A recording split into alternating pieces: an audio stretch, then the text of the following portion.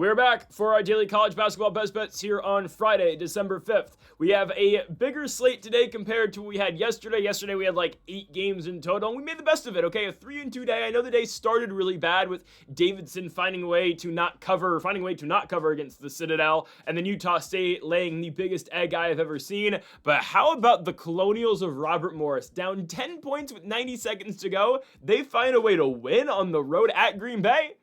The Cinderella story is over for the Green Bay Phoenix. How about Cal Poly, and how about Peter Bondel? If you watched that game, Bondel had 39 points in that one. It was remarkable. 37 points. He went 9 for 10 from beyond the arc. Those Cal State Fullerton announcers were saying that was the greatest performance they have ever seen inside Titan Gym in Fullerton, California. And how about the nightcap? UC Davis goes on the road to Honolulu, Hawaii. They double Big Fish, and they find a way to cover. They only lose by 6 points. Again, the line was 9.5. Shout out to the Aggies of UC Davis. One of 2 Aggies hit yesterday. Thanks, Utah State, for that effort again in Tampa. But a 3-2 day, another positive day. Let's get an even better day today with our Friday best bets. Now, folks, before we get into the video, make sure to hit that subscribe button down below for some more daily college basketball best bets here on the channel. Later today, we're going to have our NBA best bets on the channel as well, so make sure to go check that out. Also on the channel, our college football predictions and best bets will be later today at noon,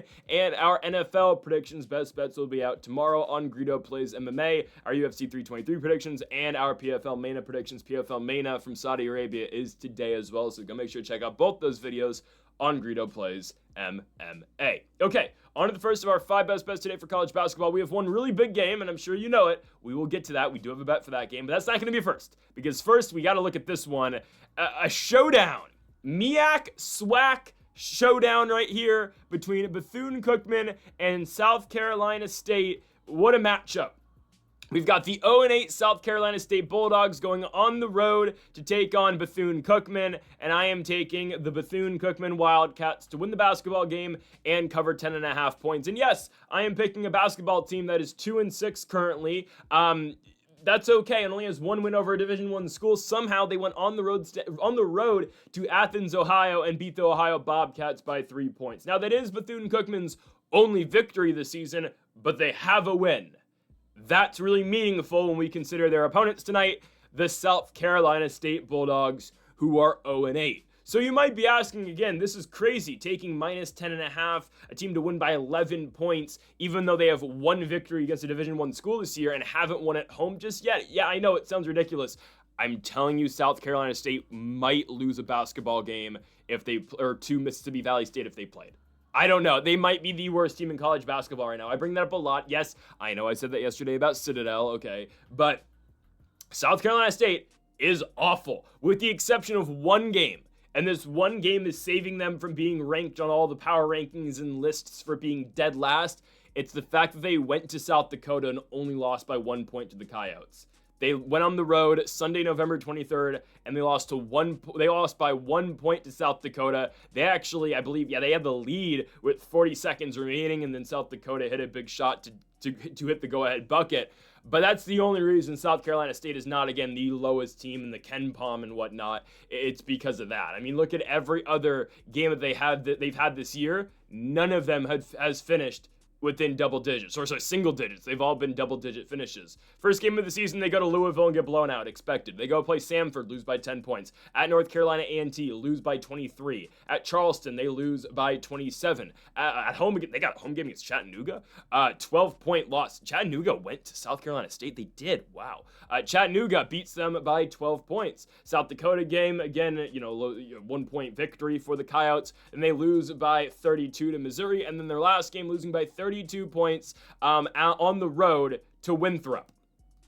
Again, South Carolina State is the worst college basketball team in the country. Again, I think they're very, you can compare them legitimately to Mississippi Valley State. The Bulldogs are dependent on 1 player to score, and that is going to be Owen Bronston Jr. He averages 13 points per game and usually does get into the double digits. This is, if I'm not mistaken, a junior college transfer. over to SC State. But other than that, man, there's not much scoring going on. Noah Treadwell and Cameron Clark, both averaged 9 points. From there's not another player on this team that averages more than 8 points. Cameron Clark does come over from Bakersfield. He was there last year in the Big West, didn't really get any run over there. Now playing at South Carolina State and basically acting as their center. Yeah, Bethune-Cookman, although they are 2-6, they are the better basketball team. And if you are familiar with SWAC basketball, and in all fairness, same thing happens to the MEAC and teams like South Carolina State, but most of their non-con schedule consists of going and taking bye games and, for the most part, getting blown out. Now, here's the thing about Bethune-Cookman, though, right? I mean, they have a bunch of bye games, and we're going to go over all of them. They are competitive in some of these bye games. Now, not against Auburn. Well, actually, no, they were competitive against Auburn. Miami, they were competitive. They only lost by 5 points to Auburn. That's so long ago, though. I'm not going to put too much into it. Even though, yes, that's impressive. What's more impressive is the Ohio game. I'll get to that in a second. They went to Miami, lost by 40 points. Okay, the Dayton game, only losing by 9 points at Dayton, Ohio. You're going to take that out of a Bethune-Cookman team. Okay, a Bethune-Cookman team that plays in the SWAC. I understand they're usually in the upper half of the SWAC conference every single season. They were probably the best regular season team last year in the SWAC before getting upset and blown out, actually, in the conference tournament to the Jackson State Tigers. But Bethune-Cookman is not expected to be competitive with Auburn, competitive with Dayton, and yet they were. Now, the Ohio victory is just unbelievable. They go to Ohio and win 76-73. I don't know how they did it, but they did. Well, actually, it was Jacoby Heedy who scored 20-plus points in that game. This has been the leading scorer this year for the Wildcats, averaging 15 a night. Started his collegiate career, or at least his Division I college career at Bethune-Cookman a couple of years ago. Transferred to Central Michigan last year. Started and played quite a bit at CMU. Actually averaged 36 minutes, which, if I'm not mistaken, led the Chippewas in total minutes last year. Averaged 15 points per game, and he's coming back to Bethune-Cookman. Well, he did, and he's been putting up similar numbers to what he had last year at Central Michigan. It's a little confused why he's back, but he's playing well, and he's been doing very well again in his return away from the Mid-American Conference. Anyways, Heedy then puts up 20 in a competitive loss to Jacksonville. Bethune-Cookman had a Thanksgiving Feast Week tournament, obviously, where they went to, let me get this one right, they went to the Sunshine Slam down in Daytona Beach, played a competitive game, against Jacksonville, only lost by 5. Competitive game against Stony Brook, and a good Stony Brook team at that. Lost by 7, and sure, they're coming off a blowout loss in Bloomington, Indiana to the Hoosiers, who I don't want to speak on their last game to the Golden Gophers, okay? I'm no longer excited for Indiana basketball. There's a reason why they're going. There's a reason why we're all in on football, and they're going to the Big Ten championship game tomorrow.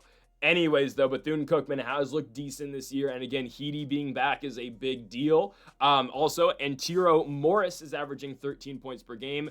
Quinn Heedy, I believe there's relation there, if I'm not mistaken. I believe that's his brother. I could be wrong here, but I'm fairly certain they are.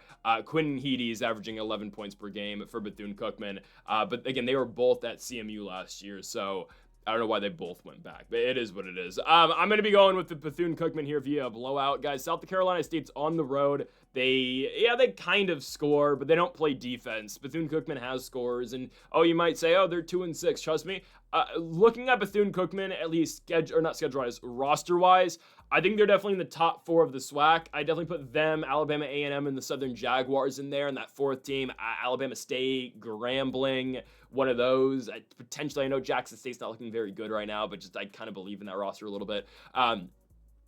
Trust me, though, Bethune-Cookman's one of the better teams in the SWAC, and they're taking on the worst team in the MEAC. Give me Bethune-Cookman to win and cover 10.5 points. On to our second best bet of the video, and we go back to New Rochelle, New York. Back to those Iona Gales. Come on. We got to keep looking at them. Iona has done us very well this season, and we are going to continue to go back to them. Now, again, they do have that loss to the Green Bay Phoenix earlier on in the season, which is still confusing. But hey, I'm not going to lie. Green Bay played a phenomenal game yesterday against RMU to the point where I'm going to be honest, I shut off the game. Okay, I shut off the game. I was like, Thursday Night Football's on. I'm going to go watch the Lions. And I checked my phone 10 minutes later, and I found out Green Bay actually lost. So I went back and rewatched it. Again, it is absurd how the Phoenix choked, kind of how like Cal Poly tried to choke yesterday playing at Fullerton. But anyways, obviously we're on the right side of both those games. Poly did not choke and Green Bay did choke. But again, Iona's only 2 losses of the season are a competitive game to the Green Bay Phoenix, who, despite their loss, they're very capable. Now, I'm not going to talk too much about the Phoenix right now. I feel like that's going to really break them, though, for the rest of the season. I mean, you were awful last season, and now you finally get a chance to win your conference game against the reigning champs in your conference, and you blow it. You blow a 10-point lead in 90 seconds. Anyways, Iona's only lost, other than Green Bay, is Akron. Akron's a pretty good team out of the MAC. Obviously, were the champions in the Mid-American Conference last season. So Iona's 6-2, right? Victories over Hofstra, Kansas City, Fordham, Princeton, and then Oregon State, and now coming off the win on the road at Delaware. Game wasn't competitive. So again, we had Iona in the Princeton game. They were, 2.5-point favorites. They won by 20. We had them to beat Delaware just straight up, and they won by 23 points. The Gales have just been so good for us this season, and we're going to continue to look at Iona and pick Iona. There's so many scores, and just all around good basketball players on this team. CJ Anthony's averaging 17 points per game. He's the leading scorer for the Gales. Again, right, the Cincinnati transfer. He's been amazing. How about Kosi Akmedu, who's still out? I don't know if he's even back yet, but this is another guy who averages 14 points per game and has not played in weeks. How about Toby Harris, averaging 12 a night, dropped 13 against Delaware. Lemon Sabli, averaging 12 a night, dropped 14 in the Delaware game. There are so many good players on this Iona Gales team, and they are head and shoulders better than these other teams, in my opinion, in the MAAC. I think the loser tonight will be the Quinnipiac Bobcats. Quinnipiac's 5-3. I will not lie to you, their losses look good, and they do have a win over the Pitt Panthers. Pitt's a confusing squad, but yes, getting a win, if you're a MAAC squad, getting a win against any Atlantic Coast team, regardless of who they are in the season, Pitt has up and down having, I guess that's a great victory. They went on the road, right? It was a bye game, and they went out and beat the Pitt Panthers. Quinnipiac's other wins are Stonehill, Maine, and Central Connecticut, and then a Division II school in there as well. Their losses, St. John's, Yale, and UCF. But I will give Quinnipiac credit. They've played good basketball this season. And again, it's been a success already this year for the Bobcats. And they've got some good scores from what I've seen. It's Jaden Zimmerman is their number one guy scoring-wise. 6'5" senior from the Bronx has put up 20-plus point games in back-to-back outings against UCF and against Stonehill, again averaging 16.5 points per game in his second year with Quinnipiac. And then there's Omari Monroe, who averages 16, was an 18 points per game scorer last year at Quinnipiac. You have now seen the emergence of Jaden Zimmerman going from an 11 points per game scorer to a 17 points per game scorer. So obviously with both guys on the court, it's going to take away a little bit from what Monroe does, but still he's a 16 points per game scorer for the Bobcats in his senior season. Started at Wofford and now has played his last 3 years starting again for the Quinnipiac Bobcats. It's a good basketball team. I'm not going to deny that. Iona's not losing their first conference game at home. For as well as they have been playing, and let me say this too, they're a much better defensive team than Quinnipiac is. Holding Delaware to 66 points at Delaware. Holding Princeton to 69. I mean, they can play good defensive basketball, and they can shut you down if needed. And the two games where we have really looked to Iona, they've done exactly that. They've played competitive early in the first 15 minutes. It's a tight game, and then the Gales just pull away and start to dominate. I'm all over Iona, man. This team, I think you're hard-pressed to find a better team in the conference right now. I don't know who's better in the MAAC. You're going to say Siena is better than this team because they're 7-2 non-con. They haven't really beaten anybody, though. Again, my opinion right now, until I'm proven otherwise, and sure, Quinnipiac could do that tonight, I think Iona is the best team in the conference. Again, there's just so many playmakers. CJ Anthony, Toby Harris. There are a lot of good players on this Iona squad, and they have not failed us yet this season, and I doubt they're going to do it at home either. You might think Quinnipiac's a little bit better because they're scoring with Zimmerman and Monroe. I don't think they're going to go on the road, though, and win this game. Again, first MAAC game for the Gales this year in the Metro Atlantic. I'm going to go with the Gales to get it done. They are 2.5-point favorites, but I do believe they cover as well. This is I believe they should cover as well. At home, again, we've seen the blowout potential for the Gales, and I think they will start their Metro Atlantic season play or conference play out on the right foot. -2.5 for Iona at home to win and cover against the Bobcats.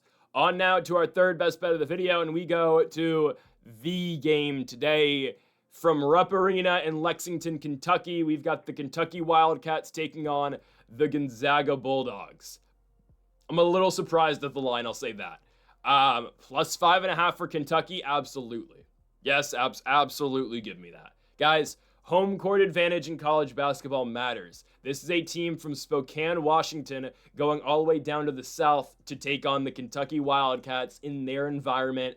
Yeah, I've seen this before a million times in college basketball. Hell, we just saw it a couple nights ago and it wasn't even nearly the trip, but we saw the number 6 team in the country, Louisville, go to Arkansas, go to Fayetteville, and lose and look out of whack against the Razorbacks. And I'm not going to say, again, Gonzaga is going to lose in the fashion that Louisville did. Hell, Tennessee we saw go to Syracuse out of their environment. They played in a football stadium and lost, right? Obviously, they don't sell at the football stadium. It's like a fourth of the stadium, but you know what I mean, right? To the JRA or JMA Wireless Dome. Regardless, it is tough to go on the road in college basketball and win. And I'm not saying that this Gonzaga team loses. They could easily win this basketball game. All I'm saying is that Kentucky's going to cover 5.5 points. Absolutely. Absolutely, they should cover 5.5. It's not like it's a bad Kentucky team. It's not like they're bad, right? I understand they have been dealing with some injuries this season, but I believe they're almost fully back for the most part. I know they're still missing some key pieces, but I think Kentucky is slowly getting back. I know like Quaintance is still out. And they're also missing a couple other guys as well. But I feel like from my understanding, Kentucky's almost back to full strength. Not quite, but they're slowly getting more guys back. Again, but they're at home. Gonzaga's got to go cross country to play them. And I was just so put off by Gonzaga's last game. Players Era Championship game in Las Vegas, taking on the Michigan Wolverines. And we had Gonzaga. They didn't stand a chance, losing by 40 points to the Michigan Wolverines in a game in which they were favored to win. They lose it by 40 points to Michigan. I'm not denying that the Wolverines are talented. I firmly believe that. If you're Gonzaga and you're a top 10 team in the country, and hell, you won your first 2 games in Vegas, you beat Bama, you beat down on Maryland, obviously, you can't go to the championship game and not even have a puncher's chance. The game wasn't close, and after 5 minutes, we kind of knew, okay, Michigan's running away with this basketball game. I'm not denying Gonzaga's talented, and this is where I'm a little concerned for Kentucky. It's going to be dealing with the bigs for the Bulldogs. I'm concerned. Okay, I will just say I'm concerned. Malachi Moreno has a lot of it on his plate tonight. Malachi Moreno, who is I believe he's a true freshman. I believe he's a true freshman coming in, one of the more high-level recruits, obviously, in the country. But Malachi Moreno, who is a freshman, who's been playing all right this year. Yeah, good luck. Go deal with some of the best bigs in the country. Go deal with Graham Ike and Braden Huff. Obviously, he's not going to have to guard both those guys, but he'll get Braden Huff. And then Graham Ike is also around too. Now, both those guys played horribly in the Michigan game, and I understand Michigan has a lot of talent on their team too. But I just didn't love the way Gonzaga started in that game. And now, again, okay, you've been off for a week. Creep's starting to, doubt's starting to creep in. That's what I was looking for. And you got to go on the road in a tough environment to play. I'm going to take the Wildcats, not to win, just to cover. Again, Zaga, I think they're going to be fighting for their lives, and I think maybe they win. And again, I don't really care who wins the basketball game. All I give a damn about is if the game's close, and I absolutely believe it's going to be. Again, Braden Huff's great, averaging 16 points per game so far this season. Graham Ike's averaging 15 and 8. They got Tyon Grant Foster, obviously, from Grand Canyon. He's been huge this year after being granted another year of eligibility. It's a good basketball team, and this is where I would like to see, the Kentucky Wildcats have Jaden Quaintance, obviously. Jaden Quaintance, former Arizona State Sun Devil, highly touted recruit. You would like to see him in this game. Unfortunately, again, Quaintance, who I only expect to be better. Again, he was, 17 last season? It's absurd. He's obviously not playing this game.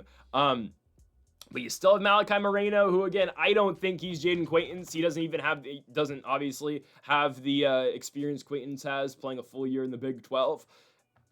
All right, well, I mean, it's sink or swim tonight. That's what I will say about that. It is sink or swim completely for Malachi Moreno. We assume it'll be Braden Huff on him, and then who's going to pick up on Graham Ike? I don't know. I'll be honest with you. The way Kentucky, they just played North Carolina, right? ACC, SEC Challenge. The way they lined up against UNC, they started Cam Williams essentially at the 4. I don't know if Cam Williams can go out and guard Graham Ike the entire game. Maybe he can. I believe Williams is a sophomore. Yeah, he is a sophomore. Maybe. I don't know if he's up for that assignment. Then you also think, okay, like who on the bench is up for the Graham Ike assignment?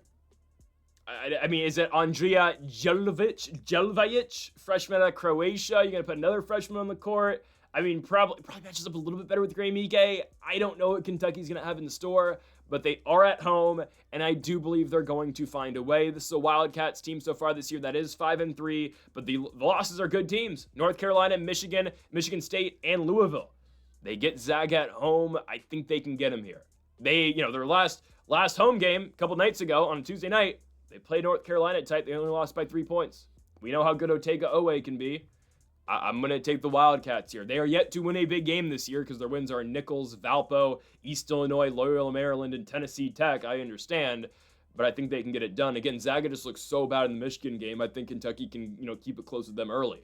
Well, just throughout the entire game, obviously. But I think, again, Kentucky can punch them in the mouth right away and then make it a fight for the rest of the outing. So I'm going to go with the Kentucky Wildcats to cover the line in this game. It is plus 5.5 for Kentucky at home in Lexington.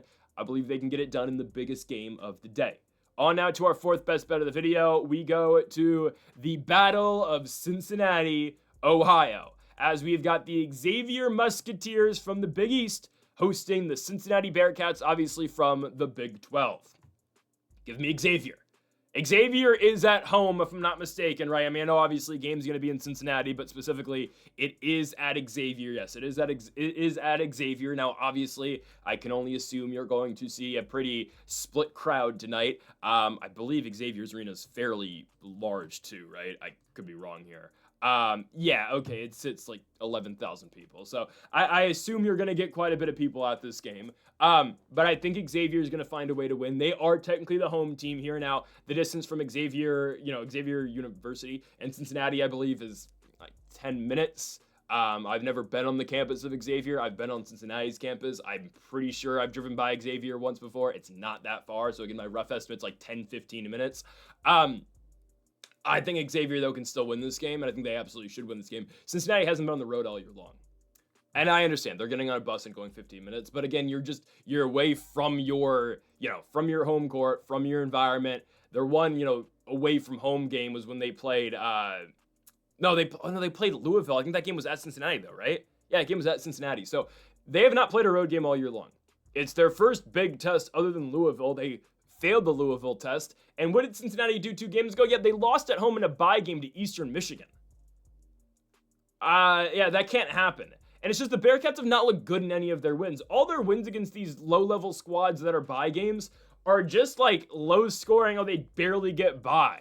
Georgia State win was by 10 points. They scored 74. They beat their in-state rivals in Dayton by 12, sure. You beat Mount St. Mary's by 15 points. You score 70. You lose to Eastern Michigan. Yeah, you beat Tarleton State, and I know, again, we had the Texans in that one. It did not go our way. Obviously, there was a bunch of injuries for Tarleton State in that one. It is what it is. Don't get me wrong, Tarleton State was covering the entire game until the last, minute where Cincinnati got a crazy foul call to give them 3 free throws with a minute left to, how great. Oh, wow, great. It covers the spread with, 30 seconds left because they hit a, 3-point play on a 3. Well, no, they just got 3 free throws. Whatever. How convenient. Anyways, I do believe the Bearcats are going to lose this game. The Musketeers, obviously with, Pitino Jr. coaching, I believe they're good enough. Again, for Cincinnati, led by Baba Miller and Day Thomas. Thomas averaging 14, Miller averaging 14, Miller averaging 10 rebounds a game as well. Again, he's a very talented player. I'll give you that. Again, senior out of Spain. I like what Xavier offers. I do. Again, this is a 6-3 team. Their losses aren't bad except for Santa Clara. And Santa Clara is weird because, I've been hyping up the Broncos for quite a bit. I don't know how good they are because they are 8-1, and, they do have wins of like Minnesota, Xavier, Nevada, and only lost a 1-point loss to St. Louis. But then the other night, they kept Utah Tech in a game with them at home with Jalen Williams in attendance for his jersey retirement night. So I don't know truly how good SC is right now. We're going to find out, I guess, next week. Or no, is that tomorrow when they play New Mexico? I think it is tomorrow when they play New Mexico. Yeah, we'll find out tomorrow against New Mexico how good Santa Clara truly is. So just, I guess, hold on for that.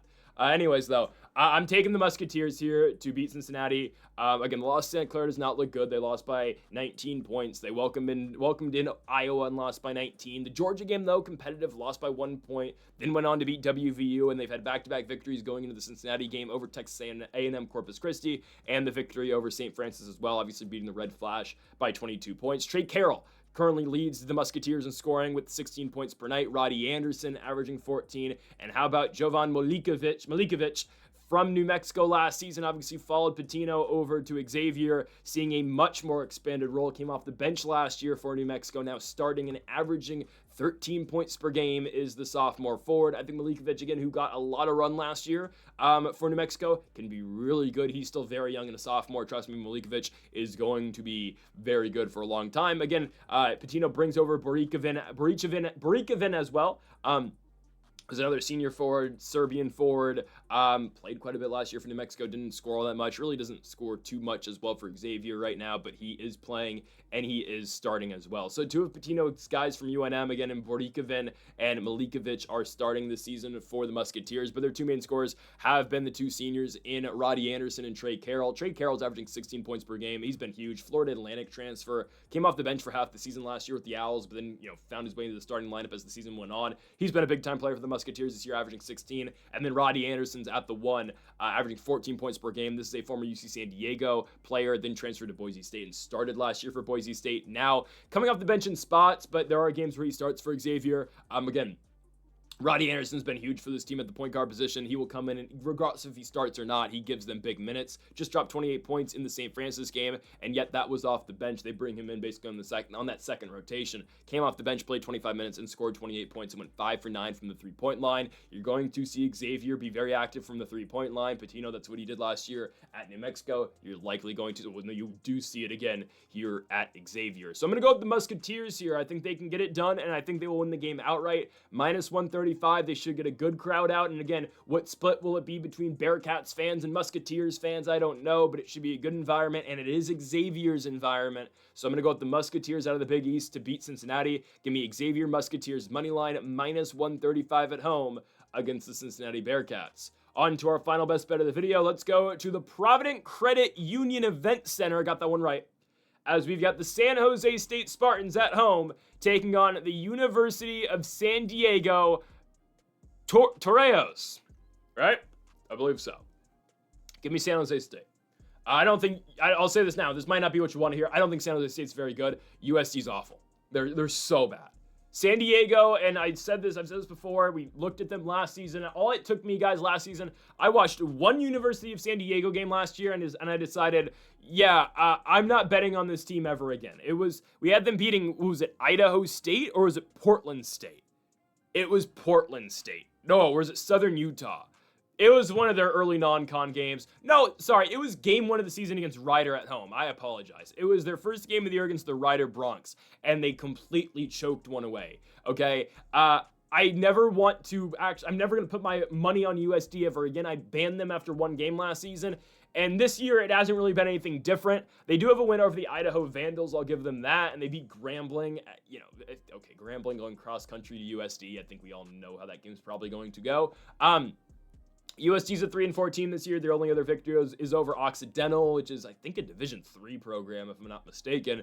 But anyways, the Toros are on a 3-game losing streak, losing to that cesspool known as UC Riverside. Shout out to the Anteaters out of UC Irvine for taking care of them last night. Then playing at Cal Baptist, losing to them by 15, and then going to Long Beach State and losing to the Beach by 4 points. That's what San Diego just did. Guys, that's important. It's really important. Why is it? Because Long Beach State is one of the worst teams in college basketball, okay? 2-7 this season. They have one win over a Division I school. That is San Diego. They're awful. Devin Askew played there last year. They're so bad. Askew's gone, obviously transferred out for the 1 millionth time. The Beach suck. And USD went to the Beach and lost. That's telling.